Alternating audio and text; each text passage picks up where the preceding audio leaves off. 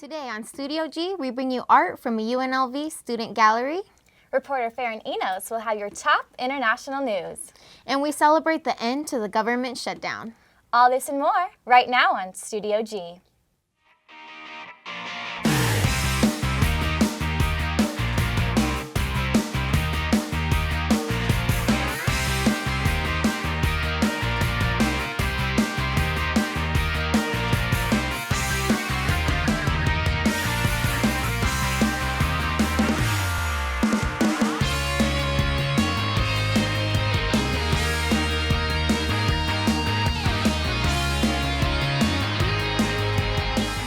Welcome to this edition of Studio G. I'm Ashley Schaefer. And I'm Bianca Valdez.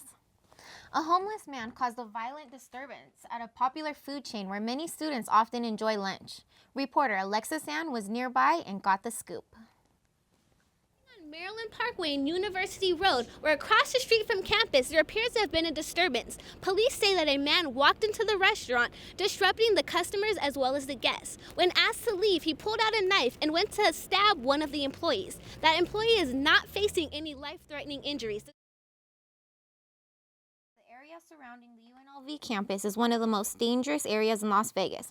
The high volume of crime and violence constantly seeks the investigation of police.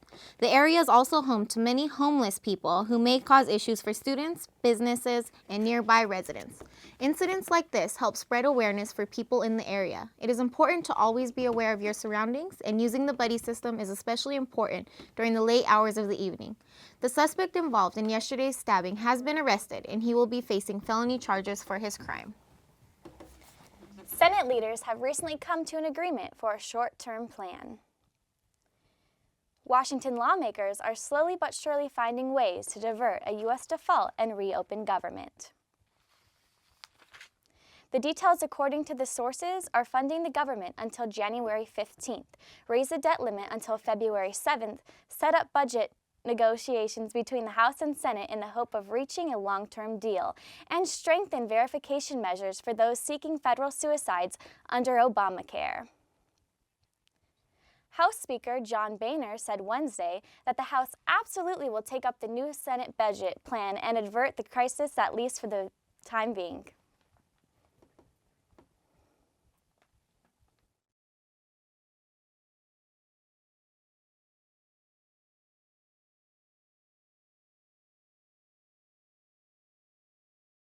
Should she keep reading?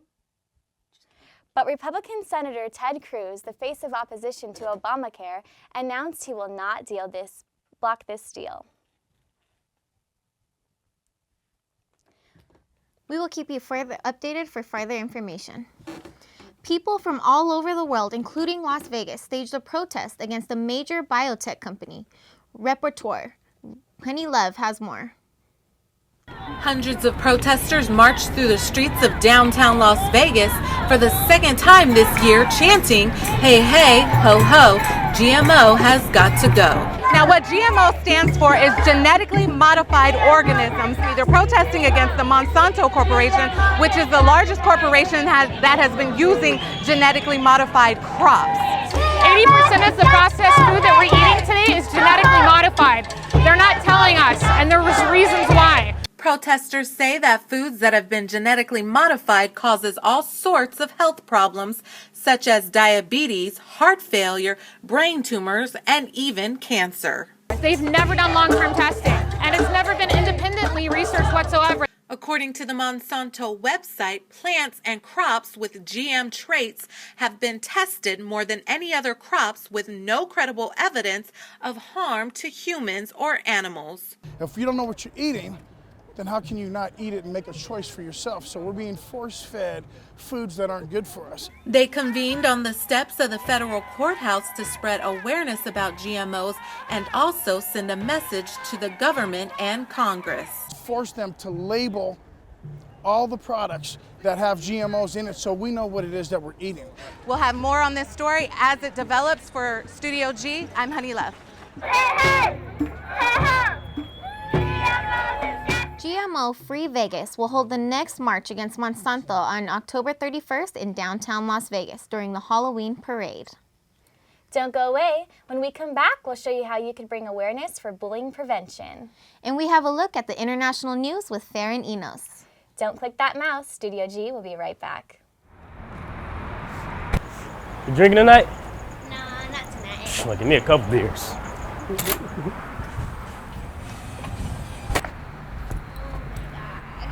You want some? No, stop. Come on, just take a drink. No. It's just a drink. I have to drive us home. Yeah, Can I'm you even good. walk in a straight line? Yes, want me to show you? Oh, yeah, you're good. Man, what are you talking about? I got this. Just give me the keys, please. I ain't drunk though. My name is James Grant. King Louie here. This is Jennifer. Crystal May McGuerza. I'm Savannah. Zoe here. This is your boy Miles Lowe. Christian FGY. Kaylin Height. And I'm Jay Luna. My Mind's Music. Gonzo Radio. Combox Radio. Join us for Happy Hour. The Miles Lowe Midweek Show. Ill Vibe Theory. On KUNV. KUNV. KUNV. KUNV HD2. 91.5 The Rebel. Broadcast on Revcast.com.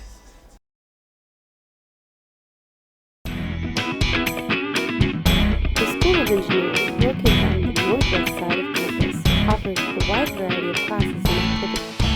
The Great Hall inside the Thomas T. Green Engineering Complex features an array of the school's accomplishments and work, such as the annual cement canoe competition and bridge design competition that select students participate in. Named after Howard Hughes, this school takes learning to new heights. If you are interested in art, reporter Christina Davies gives us more information on the art exhibition in the Donna Beam Fine Art Gallery. Indelibly Yours is an art exhibition in the Donna Beam Fine Art Gallery here on campus. It brings together 5 fine art professionals and 5 tattoo professionals. Usually you think of a print as something the same, consistent through the run of the edition.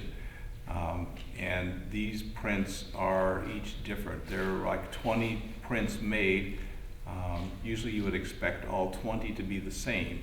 In this instance, each of the 20 is different. This exhibition was brought to the gallery because tattoos are topical, and although some of these were done by tattoo artists, Chef Fish says, They're not tattoos.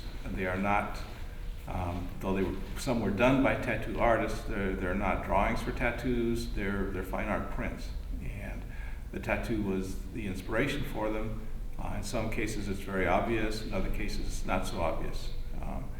And that was part of the motivation for bringing it here.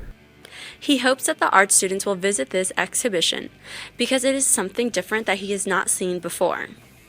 Inspires me to, I guess, use a bit more color in my work and to, I guess, pursue like other fields of art.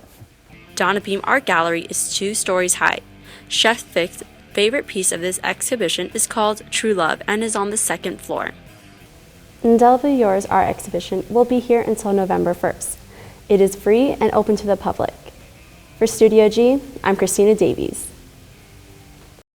To see Indelibly Yours art exhibition, you can visit the Donna Beam Fine Art Gallery, which opens Monday through Friday, 9 to 5, on Saturdays, noon to 5, and closed on Sundays. This month is National Bullying Prevention Month, but sadly, the word isn't getting out. Reporter Shayreen Lem tells us a story of an unfortunate case.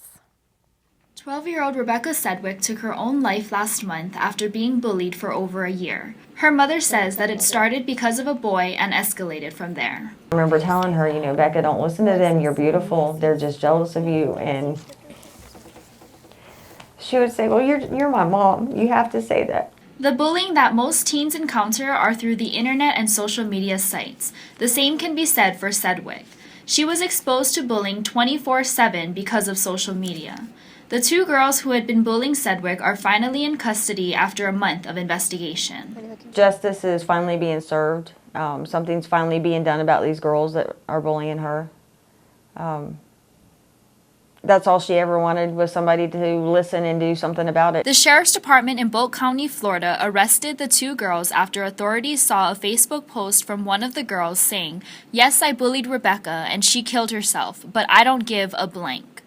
Investigation continues on the case, but authorities are broken by the situation. We're all devastated by this.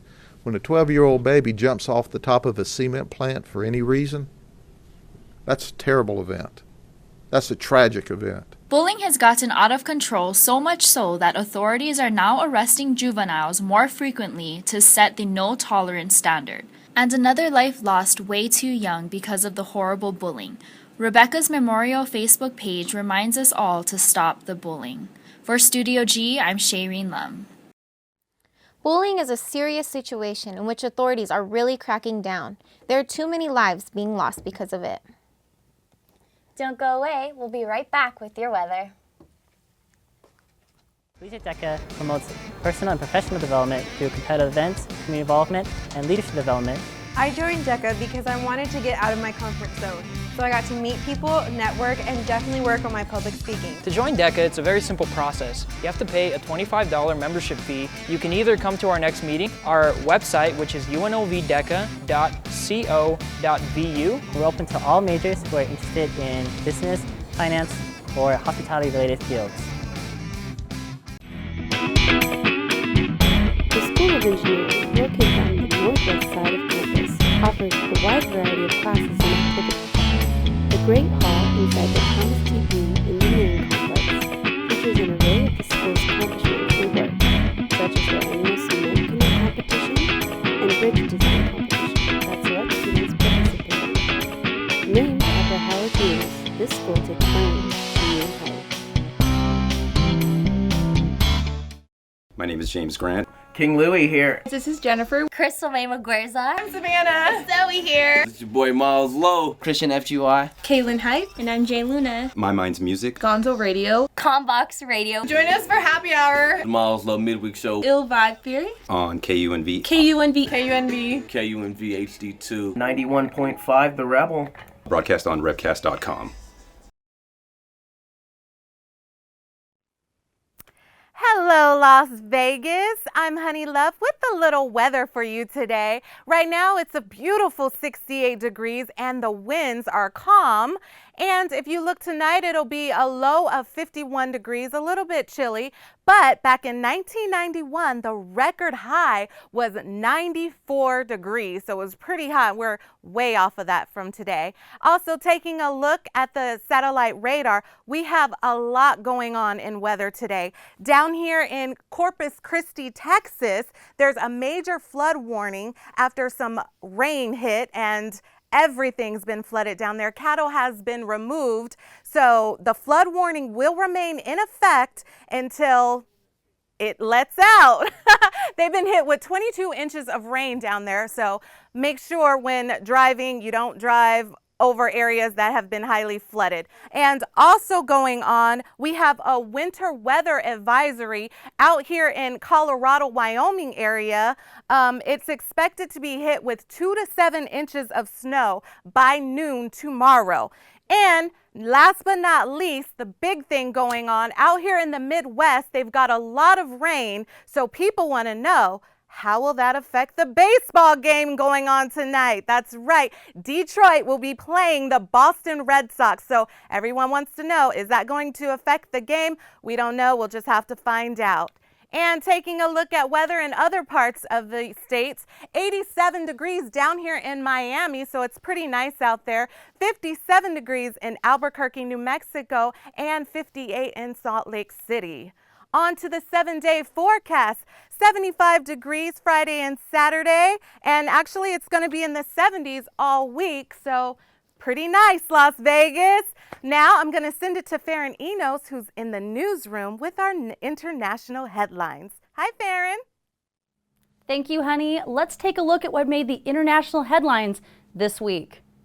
Rescue efforts are being made in Bohol Province in the Philippines after a magnitude 7.1 earthquake devastated the area on Tuesday. The earthquake had a 12-mile radius, leaving at least 67 people dead and as more as 164 injured. As many as 36 people are missing, and officials fear they may be trapped under the rubble of collapsed buildings. Many people were just waking up and ready to celebrate a religious holiday when the earthquake struck at around 11 a.m. Alleged al-Qaeda operative Abu Anas al-Libi appeared in court on Tuesday and pled not guilty to terrorism charges. Al-Libi is accused of having a role in the 1998 U.S. embassy bombings in Kenya and Tanzania. Libby was brought to the U.S. via Navy ship after U.S. Army Delta forces captured him outside of his home in Tripoli, Libya, on October 5th. His family claims he has cut ties with al-Qaeda and is in poor health after suffering from hepatitis C. The U.S. Navy rescued 128 men who were being rocked by rough waters in the Mediterranean Sea on Wednesday. The men were taken aboard the USS San Antonio after being rescued from their raft. A patrol aircraft from Malta spotted the raft, and the San Antonio, which was only 60 nautical miles away, answered the call from the Malta government. The Navy crew used two 11-person boats to carry out the rescue. Maltese authorities say the men were immigrants from Somalia and ages ranged from 20 to 30 years old. That's all the international news we have time for today. I'm Farron Enos. Now back to the studio. Thanks, Farron, for giving us the international report. The market for chocolate and peanut butter, two great tastes together, has long been dominated by the Reese's Peanut Butter Cup. But soon there will be a new kind of kid on the block. The nation's top-selling candy bar is about to find itself with an unlikely new competitor in the peanut butter cup category, Butterfinger. Wednesday, Nestle announced its plan for a 2014 rollout of its most radical ever twist to the 90-year-old candy bar. So convinced are Nestle USA executives that the Butterfinger Peanut Butter Cup will be a smash. The Nestle has even purchased its first ever Super Bowl commercial to promote it. Their new slogan, "The cup just got crunchy." The staff at Lake Mead National Recreation Area is busy preparing for the return of visitors following the end of the federal government shutdown today. There is much that needs to be done. Park officials said it will take between 24 and 48 hours for the park to get up and running and for furloughed workers to return. Spokesperson Christy Vanover said visitor spending at the park averages about $500,000 a day. In October, the park welcomed about 15,000 visitors each day. Don't go away. More Studio G when you come back. My name is James Grant. King Louie here. This is Jennifer. Crystal May McGuerza. I'm Savannah. Zoe here. It's your boy Miles Lowe. Christian FGY. Kaylin Hype. And I'm Jay Luna. My Mind's Music. Gonzo Radio. Combox Radio. Join us for Happy Hour. The Miles Lowe Midweek Show. Ill Vibe Theory. On KUNV. KUNV. KUNV. KUNV HD2. 91.5 The Rebel. Broadcast on revcast.com. This is your house too. Located on the campus of UNLV on Brussels Street sits Housel House, the Center for Social Justice. A place where everyone can participate, explore cultural identity, share different experiences, and learn leadership skills. No judgments. You are accepted, you are important, and you are welcomed. Stand up, speak out, and change the world.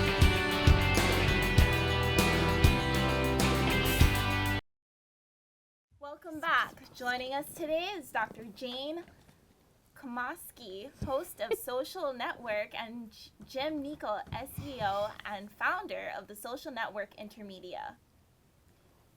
So, Dr. Jane, you also like to be called Dr. J, right?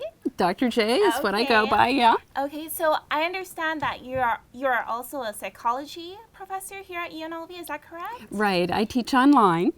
And I usually teach 3 or 4 classes every semester. History of Psych and Sensation and Perception, or Perception. Okay, so how did you tie in both of these two pathways together? Well, in an online environment for learning, you want to develop a community of learners and have conversations and discussions and so forth.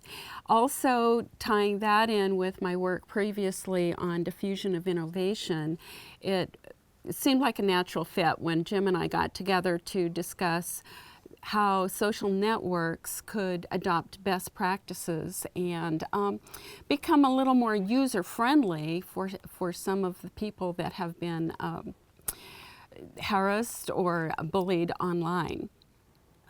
So Jim, could you tell us a little bit more about the social network? And there's also the social network station, is that correct? Yes. So the name of the show is the Social Network Show. And the difference between the two is our prime show, when we have other shows pending and another show on the station right now. The station is open to new producers of new content worldwide, okay, and we're expanding. The show, though, is really the theme of the show, and our mission is, like Dr. J said, to try to help social network owners and managers create a more safe and sustainable and service-oriented environment for social networkers. We want social networks to be safer, okay? That's our big bottom line right now, because that's what's really captivating the world right now, is especially how many kids are dying because they're not being treated well on social networks, we believe. Like the cyberbullying piece that we just watched is about things that happen, for instance, on our board of directors and advisors for the Social Network Association. Carol Todd, the mother of Amanda Todd, is one of our members. And that was a tragic case, just like the Sedgwick girl in Orlando, that people are just hounded and harassed constantly to the point where they really feel like there's no way out, there's no way away from it. And we know there's a lot of interest in that. We just had the USA Unite Live event at the Thomas and Mack Center. So there's a lot of many people interested in how can we stop cyberbullying, and we are a gathering point for them. So why is this network important for UNLV students? Well, for one thing, we had approximately 94,000 students read about our show in the Rebel Yell, and we want to get as many students as possible listening to our show and interacting with us because we want to give them a voice. We believe that the answers really to make social networks safer is really going to come from the students and the youth themselves. And who can people contact if they're interested in starting their own network? Okay, for example, they can email me, J, the letter J, at thesocialnetworkshow.com. They can get to us through Twitter, which is at SocialNetShow, or at SocialNetShow2, which is Dr. J. And also we're on LinkedIn, okay? Okay, thank you so much for being here. You're welcome. And we'll be right back after this break. King Louie here. This is Jennifer. Crystal May Maguerza. I'm Savannah. Zoe here. It's your boy Miles Lowe. Christian FGY. Kaylin Hype. And I'm Jay Luna. My Mind's Music. Gonzo Radio. Combox Radio. Join us for Happy Hour. The Miles Lowe Midweek Show. Ill Vibe Theory. On KUNV. KUNV. KUNV. KUNV HD2. 91.5 The Rebel. Broadcast on revcast.com. This is your house too. Located on the campus of UNLV on Brussels Street sits Housel House, the Center for Social Justice. A place where everyone can participate, explore cultural identity, share different experiences, and learn leadership skills. No judgments. You are accepted, you are important, and you are welcomed. Stand up, speak out, and change the world.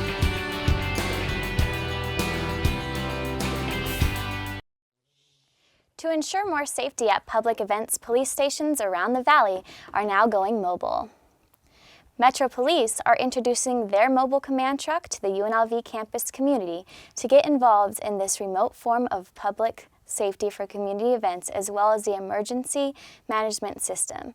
These trucks are for operations out of reach from Metro offices. Police Sergeant Michael Pagnotta explained the truck's usage. It's really not new. We've had it since February of 2011.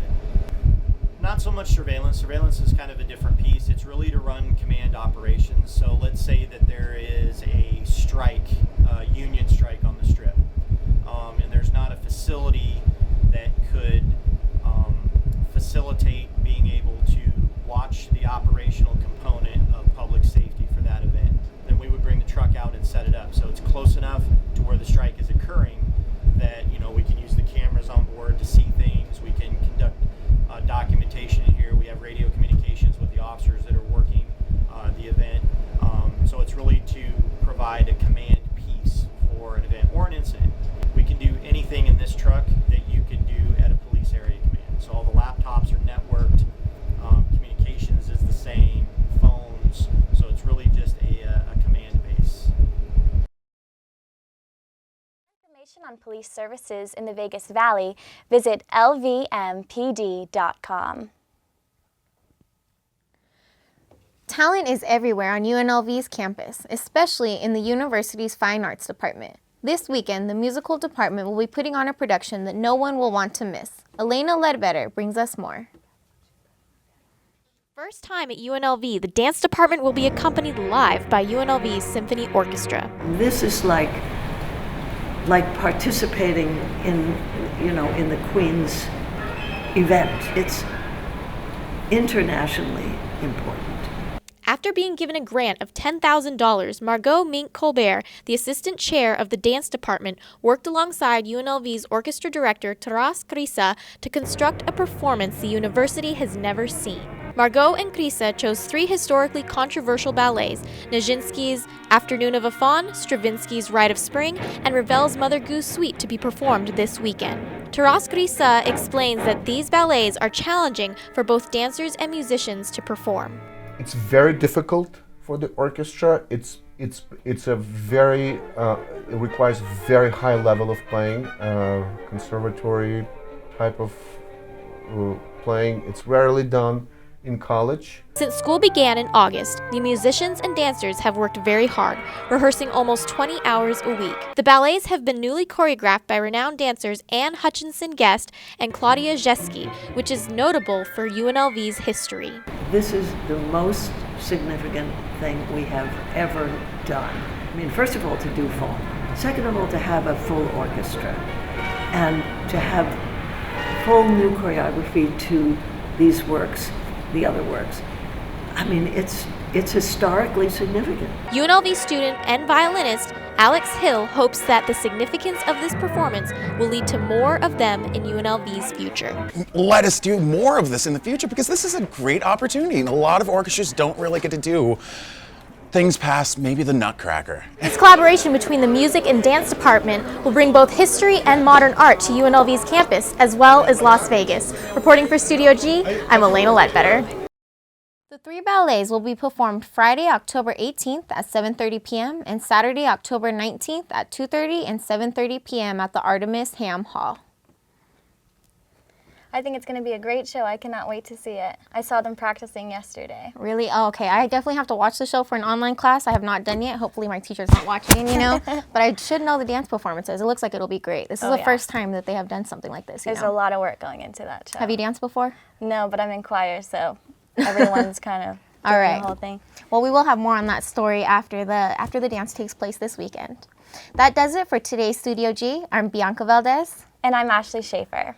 If you want to catch up on previous episodes, visit studiog.unlv.tv. From all of us here at Studio G, have a great day, Las Vegas. Now just stay there.